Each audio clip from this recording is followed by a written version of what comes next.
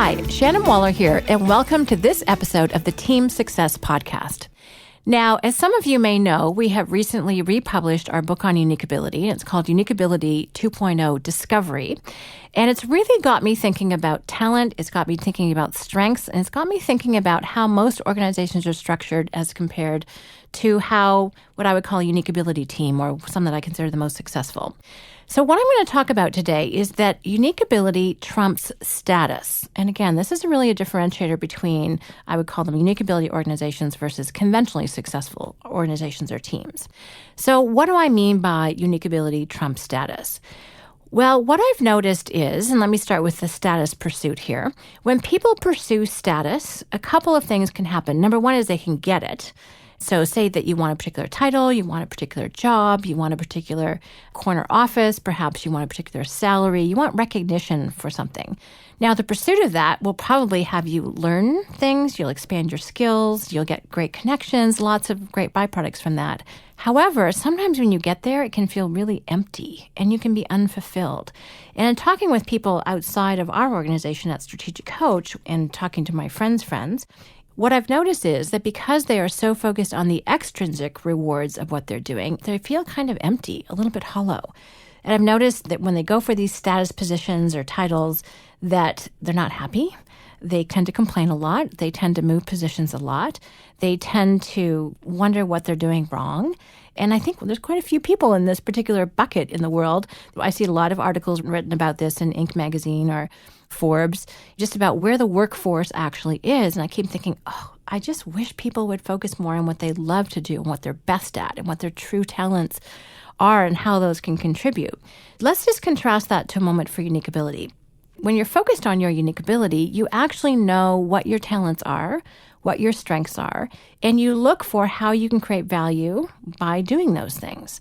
So if I think about me, I love talking to people. I love strategy like nobody's business. And I love teams. I love maximizing how people work well together. So doing what I'm doing now, one of my most fun things, in case you were wondering, and helping to facilitate teams is really what I love to do. Now, I also know, however, that there's a certain audience for what I'm talking about, and it's not in the corporate world. Now, this is not a conversation that most people want to have. But certainly within the entrepreneurial team world, it makes a ton of sense because this is a strategy that gives you a massive, huge advantage in the marketplace. If everyone around you is not only really, really good at what they do, but they also have a passion for it, then you've just harnessed this incredible fuel source that's not available to most people. And what I've noticed for team members who really focus on their unique ability and how they can use it to create value, they look for, how can I solve this problem? What can I bring to the table? How can I work well with others? What kind of an organization can really value and appreciate my talents? And how can I help it grow? Is that the people who have that mindset actually get all the status they could ever want, which is kind of profound. So that's why unique ability trumps status. I've realized that status is actually a byproduct. It's not the thing to pursue. If you pursue it, I'm not going to say you're not going to be successful. You might have the title. You might have the job description. You might have the financial rewards, but are you happy? Are you going to go sell everything and move to a farm somewhere and become an organic farmer, which is great if that's your passion, but if it's a byproduct of not being happy, I'd prefer to have a longer conversation about that. Now, there are some very good reasons why people do pursue status as opposed to unique ability, and a lot of that has to do with how companies are structured and what they value and what they validate. So from a leadership perspective, so if you're a leader or an owner or someone designing your firm, your company, you want to make sure that you are not creating this mindset yourself. So you might want to attract the very best talent. If I talk to most people and say, hey, do you want to have a really talented, really engaged team? They're going to go, of course. Why are you even asking me that silly question?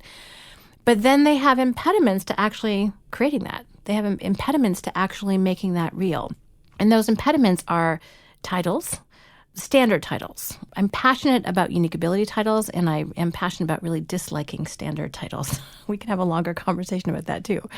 So they have certain titles, there's certain hoops you have to go through to get to a certain place.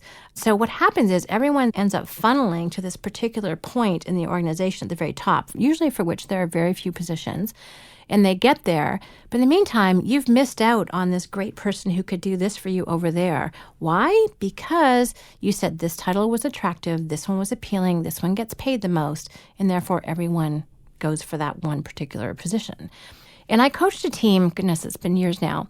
I went in and I actually did a whole unique ability conversation. This is at least 15 years ago. I was really struck by what happened because every single person on that entire communications team, they were in public relations, wanted to be an account manager. That was the epitome of what everyone wanted to do. That's what had the status. It's also why people like to get into marketing, I've discovered, because marketing apparently is sexy. It's also a lot of hard work if you've actually done it. But in this company, they wanted to be account managers. Now, some people had the right talents for it, and frankly, some did not. And how did I know this? Well, we'd gone in and done Colby with them. We'd done some other assessments. And we had some people whose talents were desperately needed in other positions, but because those were not as attractive and didn't pay as well, it didn't have the status, people didn't want them. It was interesting because I talked to the client who'd brought me in 6 months later. I said, how's your team? Because I met with her afterwards and said, that was one of the weirdest days I've ever had. I said, I felt like I was talking about unique ability and I was enthusiastic, but everyone was politely nodding and smiling and they weren't believing it at all. And she said, well, it's interesting that you ask because more than half the team is gone. It's like, I'm not totally surprised. They were not buying what I was selling or what you were selling for that matter. They wanted to go somewhere where they could be an account manager. So that mindset that I'm talking about is really key. In certain industries, it's tough to get away from that. Even if you want to break out of that mold, some people may not be buying that. That may not be what they want. So it's kind of interesting. We have to dismantle some of the older structures, I think, before we can rebuild some of the newer structures. So let me just talk a little bit more about titles. It's one of those subjects I have an opinion on. Titles that are my very, very favorites are the ones that are based on unique ability. One of the things that we've done at Strategic Coach that I really love and appreciate is that when people are specialists in a certain area, so they're really, really good at it, they have a passion for it, they create value doing that, we give them that title. Julia Waller is the unique ability specialist. So what happens with those titles is that they get status, they get recognition, there's compensation for it, but they don't have to manage a team if that's not what they're good at. I'm not good at that. For example, my title is Entrepreneurial Teamwork Strategist. That is what I love to do. It's what I'm most passionate about. It is a great label and title for my unique ability. And I have one person who actually manages me, not the other way around. So I'm surrounded by teamwork, but it's all very collaborative and very cooperative. I'm a great leader, not such a great manager. So finding a title that actually fits, empowers people, it's liberating, it's fun, they can grow into it, they expand it to make something really, really useful. And it's powerful as opposed to one of those status-derived titles that I find far less productive. And I want to talk about this just for a moment with regard to owners as well, because I've had several of these conversations in the past few weeks. You may have heard me say this once before, but one of my very, very, very favorite titles in the entire universe was from the founder of Joe Boxer. Joe Boxer is the men's undergarment company, let's call it that. And he had completely the right approach to titles as far as I was concerned. And his title was Chief Underpants Officer. Yeah, I love that title. It's still my favorite. I also think the title that I've heard in articles for people on reception is Director of First Impressions. Brilliant. That's exactly what that person is accountable and responsible for. So that makes sense to me. Assistant VP of something, especially if you don't even have a VP, or it's a small team, doesn't really make sense. Now, some people have given me the argument, and I don't totally disagree, that sometimes you need a certain status title for the outside world. Fine. Put it in your business card and then ignore it. It's not my favorite. Going back to entrepreneur titles that I really liked, one of my clients and friend too, walking out of a workshop with him when he was desperately trying to be a great CEO, which I knew was actually not his passion, but he kind of felt like he needed to be this. And what we came up with as I walked him to the elevator in a subsequent conversation is that what he was really passionate about was designing the client experience. So I said, oh, are you the chief experience architect? He was like, oh, yes, I am that. I had the honor of getting the very, very first business card out of his new business card box, which was fun, out of his new box of business cards. And it said founder and chief experience architect. I love that. And I said, did that give direction to your team about what they could expect for you and from you? And that he said, absolutely. It clarified a ton of confusion because he was trying to be something he wasn't. He wasn't happy. They were confused. And by just actually titling appropriately based on his unique ability, what his passion was and what he cared about and what he did anyway was perfect. It made everything make sense. So again, I think we can have some fun with this. I think we can open it up a lot. But it all starts with really knowing what your unique talents and strengths are. So as I've said before, Kolbe profiles are fabulous in terms of identifying how you strive and how you solve problems. StrengthsFinder is absolutely brilliant for labeling your talents that once you make an investment into really turn into strengths. Again, you're kind of dealt these cards, and that's more from the personality side. DISC is wonderful to know whether or not you are a dominant person who loves directing and leading, whether or not you're someone who likes to influence and inspire and persuade, whether or not you're someone who is incredibly supportive and connecting with people and stabilize relationships, or if you're someone who's really cautious and conscientious, you're going to make sure that the I's are dotted and the T's are crossed and stuff actually gets done and the list gets checked off. We need everybody. And when companies structure themselves to only validate the D's or the I's in DISC, for example, or in entrepreneurial companies, only the quick starts, we're failing. We're failing ourselves. We're failing our teams. We're not actually putting together the group of people who can actually help us be successful. So, the title of this podcast is Team Success. So I'm incredibly clear that we need an amazing diversity of talent, of capability, of personalities. I'm fairly keen on high intelligence, so I'm not sure if I'm willing to compromise that one. But we really need this whole mix of people. I think it's important to recognize that and recognize those things that get in the way of us doing that. And old, outmoded ways of thinking or structures that are status-oriented and that drive people towards this pinnacle of status and recognition that may or may not fit them at all well, I think really are impediments to great teamwork and to our success.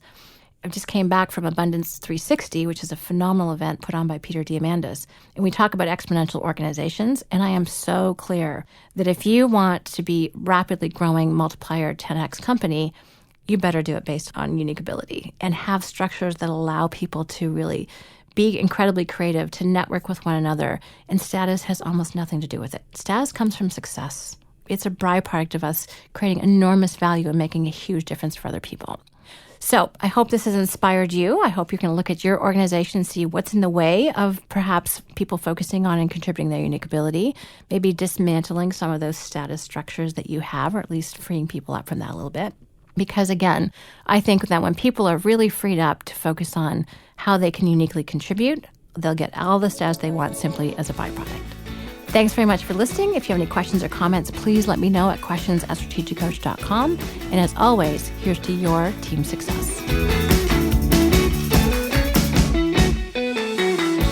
Hi, Shannon here, and thank you very much for listening. If you like what you heard today, please take a moment to rate the Team Success podcast on iTunes. And we'd love it if you'd share the podcast with anyone else who could benefit. If you're interested in learning more about the Strategic Coach program for entrepreneurs, visit us at strategiccoach.com or the Strategic Coach channel on YouTube. For free downloads and more team success strategies, visit teamsuccesshandbook.com.